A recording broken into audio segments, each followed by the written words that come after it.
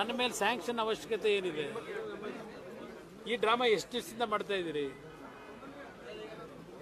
2011 ಅವತ್ತಿನ ಬಿಜೆಪಿಯ ಸರ್ಕಾರ ಆಡಳಿತದಲ್ಲಿ ಏನಿದ್ರು, ನಾನು ಊರಿನಲ್ಲೂ ಸಭೆಯಲ್ಲೇ ಹೇಳಿದ್ದೀನಿ, ಬಿಜೆಪಿ ಮತ್ತು ನಮ್ಮ ಸಂಘರ್ಷದ ಅವತ್ತಿನ ದಿನಗಳೇನಿದೆ, 79 ಶಾಸಕರುಗಳನ್ನ ಇಟ್ಕೊಂಡಿದ್ದಂಥ ವಿರೋಧ ಪಕ್ಷದ ನಾಯಕನಿಗೆ ಒಂದೇ ಒಂದು ದಾಖಲೆನೇ ವಿಧಾನಸಭೆಯಲ್ಲಿ ಬಿಡುಗಡೆ ಮಾಡೋಕ್ಕಾಗಲಿಲ್ಲ. ಅವತ್ತು ದಿನ ಬೆಳಗ್ಗೆ ಇದ್ದರೆ ಕಾಯಿವ್ರಿ ಇವತ್ತು ಕುಮಾರಸ್ವಾಮಿ ಏನು ದಾಖಲೆ ಬಿಡ್ತಾನೋ ಅಂತ. ಅವತ್ತಿನ ನನ್ನ ರಾಜ್ಯದ ಕಾನೂನು ಬಾಹಿರ ಚಟುವಟಿಕೆಗಳಿಗೆ ಸಂಬಂಧಪಟ್ಟ ಹಾಗೆ 28 ಶಾಸಕರುಗಳನ್ನು ನಾವು ಇಟ್ಕೊಂಡು ಏನು ಹೋರಾಟ ಮಾಡೋದು JDS ಪಕ್ಷ, ಈ ರಾಜ್ಯದ ಸಂಪತ್ತನ್ನು ಉಳಿಸಬೇಕು ಅಂತ ಹೇಳಿ. ಅದರ ಪ್ರತಿಫಲ ನನಗೆ ದೊರಕಿತ್ತು. ಅವತ್ತಿನ ಸರ್ಕಾರದಲ್ಲಿ 4 ಕೇಸ್ಗಳನ್ನು ನನ್ನ ಮೇಲೆ ಹಾಕಿದ್ರು. ಅದು ಒಂದು ಭಾಗ.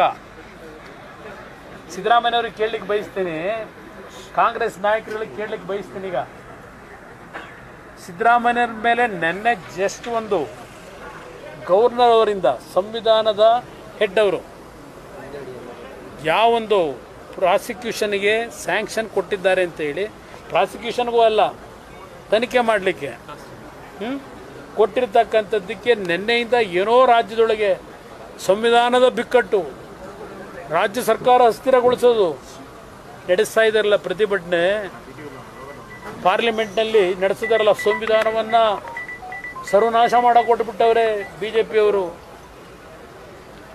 ಓದ್ ತಗೊಳಕ್ ಬಂದ್ರಲ್ಲಪ್ಪ ಸಂವಿಧಾನದ ಬುಕ್ ಹಿಡ್ಕೊಂಡು ಪಾರ್ಲಿಮೆಂಟ್ಗೆ. ಕೆಂಪು ಕಿಟ್ಟು ಇದೆ ಸಂವಿಧಾನದ ರಕ್ಷಣೆ. ನೆನೆಯಿಂದ ಪ್ರಾರಂಭ ಮಾಡಿದಿರಲ್ಲ. ನಿಮಗೂ ನನಗೂ ಇರೋ ವ್ಯತ್ಯಾಸ ಸಿದ್ದರಾಮಯ್ಯನವರೇ, ಸಿದ್ದರಾಮಯ್ಯವ್ರ ಮಂತ್ರಿಮಂಡಲದ ಎಲ್ಲ ಸದಸ್ಯರಿಗೆ ಹೇಳ್ತೀನಿ, ಪಾಪ ನೆನ್ನೆ ಬೆಳಗ್ಗೆಯಿಂದ ಎಲ್ಲ ಸಿದ್ದರಾಮಯ್ಯನವರಿಂದ ಪ್ರಾರಂಭ ಆಗಿ ಎಲ್ಲ ಮಂತ್ರಿಗಳು ಕುಮಾರಸ್ವಾಮಿ ಧ್ಯಾನ ಮಾಡಿದ್ದಾರೆ.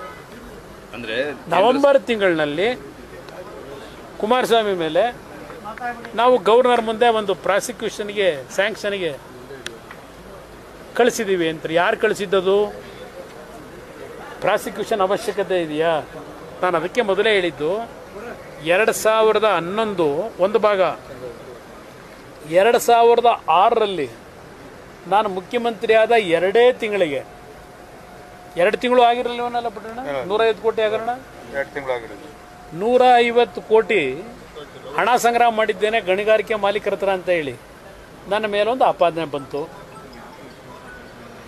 ಅದನ್ನು ಹೈದರಾಬಾದ್ಗೆ ಹೋಗಿ ಪಾಪ ಈಗ ನಮ್ಮ ಇದಾರಲ್ಲ ಸಿಡಿ. ಹೆಚ್ಚಿನ ಸುದ್ದಿಗಳಿಗಾಗಿ ಮುಳುಬಾಗಿಲು ಟೈಮ್ಸ್ ಯೂಟ್ಯೂಬ್ ಚಾನೆಲ್ ಅನ್ನು ಸಬ್ಸ್ಕ್ರೈಬ್ ಮಾಡಿ, ಶೇರ್ ಮಾಡಿ, ಬೆಲ್ ಐಕಾನ್ ಒತ್ತಿ.